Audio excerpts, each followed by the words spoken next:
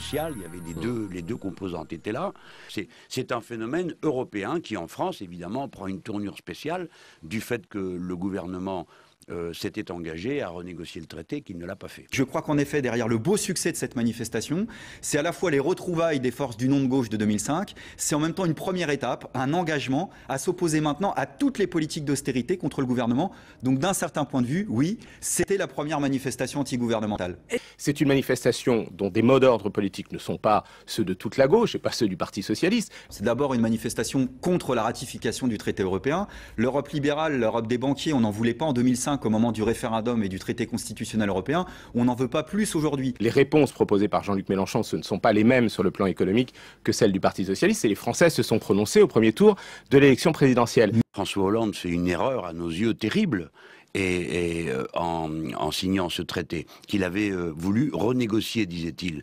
Il est incapable de nous dire quelle ligne, quel adjectif, quel verbe il a pu faire changer depuis que le traité a été signé par Nicolas Sarkozy. C'est l'exact traité qui avait été considéré en son temps comme inacceptable dans sa version parce qu'il faisait effectivement place à l'austérité avec aucun élément de relance. Or, on voit que partout où l'austérité est imposée, ça amène des pays dans la récession. Mais quand s'exprime, oui, la volonté et l'inquiétude qu'il y ait des réponses face à un risque de chômage qui monte, eh bien moi je veux dire, et je suis là ce matin pour l'expliquer, que le sens de notre politique, c'est la justice sociale et l'emploi. Je crois qu'il faut en politique être clair sur son engagement.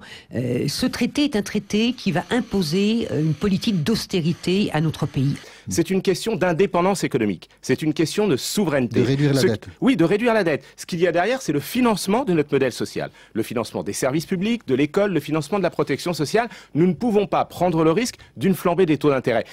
Tous les grands économistes, dont le prix Nobel de l'économie, ont dit l'Europe va dans le mur avec ce choix de l'austérité. On a besoin de relance. Ce que je veux dire à Jean-Luc Mélenchon, c'est qu'il ne faut pas faire de l'Europe le bouc émissaire. Que l'Europe doit être une partie de la réponse à la crise. Je crois même qu'il n'y a de solution qu'européenne face à cette crise.